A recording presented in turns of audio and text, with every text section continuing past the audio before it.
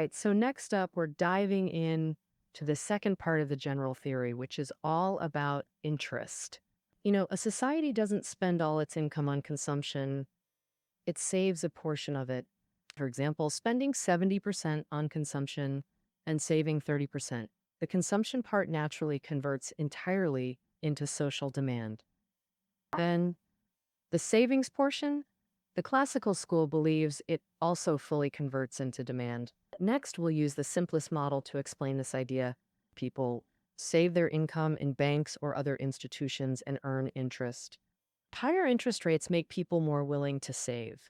Lower rates reduce their willingness. On the flip side, savings are used by banks for lending. If rates are low, investors are keen to borrow.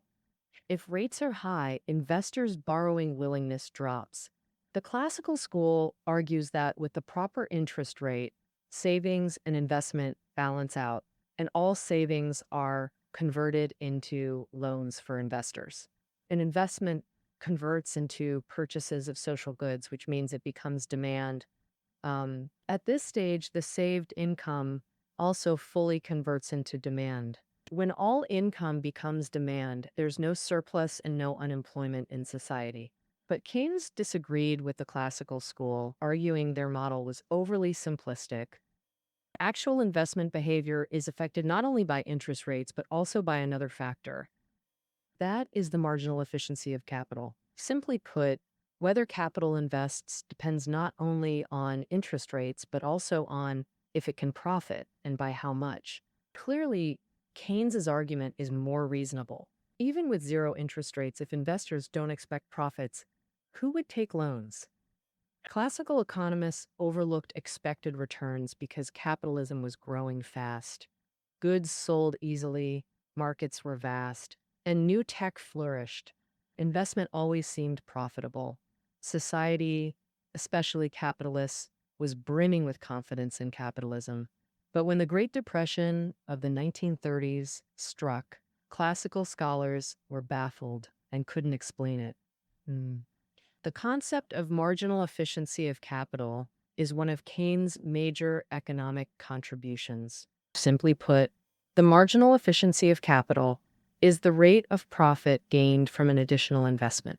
Keynes believed that whether social capital invests depends on the relationship between marginal efficiency of capital and interest rates.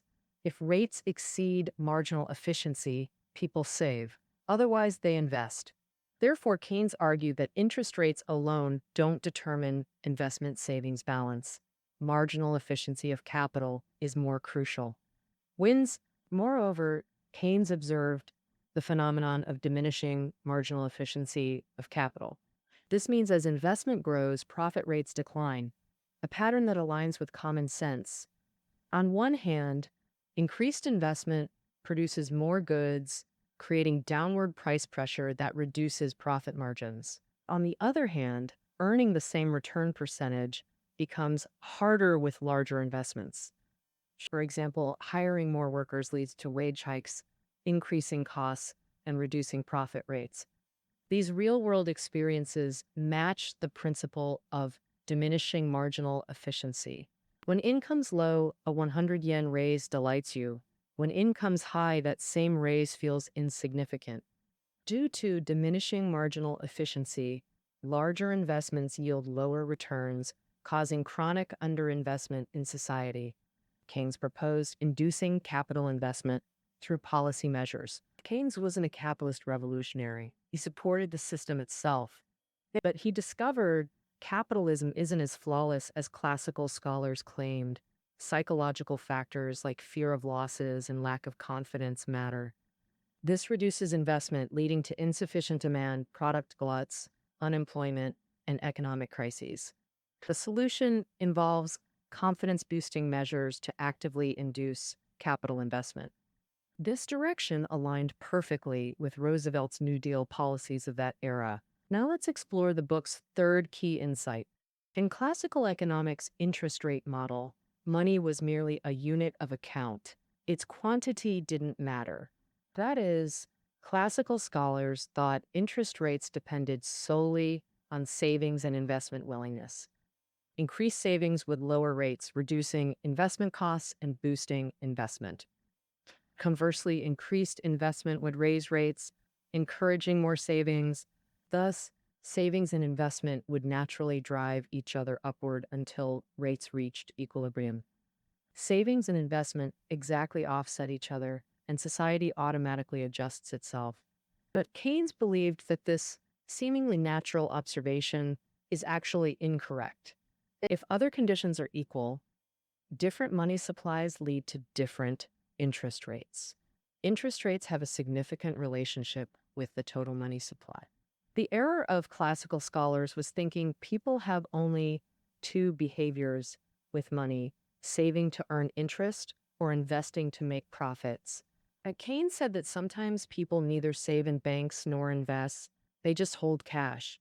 Keynes called this liquidity preference, meaning people want to hold cash to maintain liquidity or keep easily liquidated assets while giving up hard to liquidate ones. People do this mainly for three motives. The first is the transaction motive, keeping cash for daily expenses. Higher income means more cash held. The second is the precautionary motive, holding some cash for financial safety in case banks or institutions fail. The third is the speculative motive, trading stocks or futures, keeping money in speculative accounts. In Keynes's view, interest rates are determined by the liquidity preference curve and the money supply. Simply put, when money demand equals money supply, the corresponding interest rate is the market equilibrium rate. Changes in money supply cause market equilibrium rates to change, contrary to classical economists who thought rates were independent of money supply. Keynes's theory on interest and money opened new avenues for later scholars. The general theory states that investment willingness depends on marginal efficiency of capital versus interest rates with marginal efficiency set by expected returns and costs, and interest rates by money supply and liquidity preference. These concepts proposed by Keynes sparked deeper research among economists.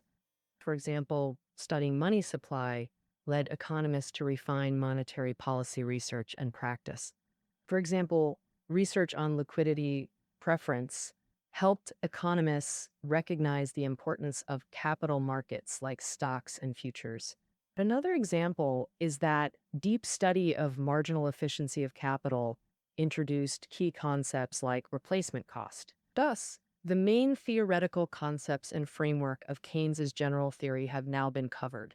Now, let's review the differences between Keynesian economics and classical theory.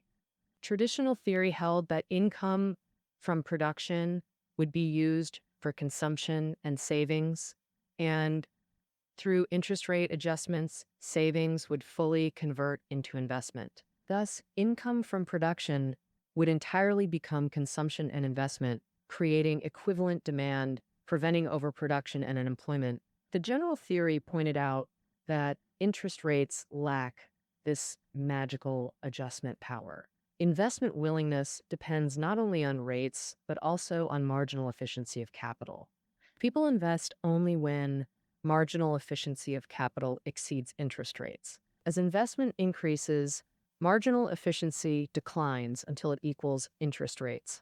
At this point, total investment is usually less than savings. Plus, cautious consumption psychology leads to insufficient effective demand. This causes unemployment and crises, making full employment unattainable, the normal state of capitalism.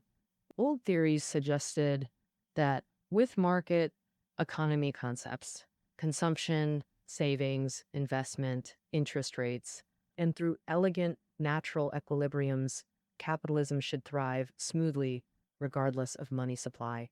Society would achieve great outcomes simply by operating under capitalist systems, and the system supposedly aligned with humanity's profit-seeking nature. The Great Depression of the 1930s made traditional economic theories increasingly untenable. Keynes's work revealed economics' true complexity. While not all of Keynes's theories are perfect, his innovative concepts sparked ongoing economic prosperity through research. Next, I'll discuss the global impact of the general theory. First, it revealed that fluctuations in marginal efficiency of capital cause economic cycles, which are highly complex. Previously, classical economists debated cycle causes, like Jevons attributing them to agricultural output changes from climate shifts. Keynes clearly identified capital marginal efficiency fluctuations as the core feature of economic cycles.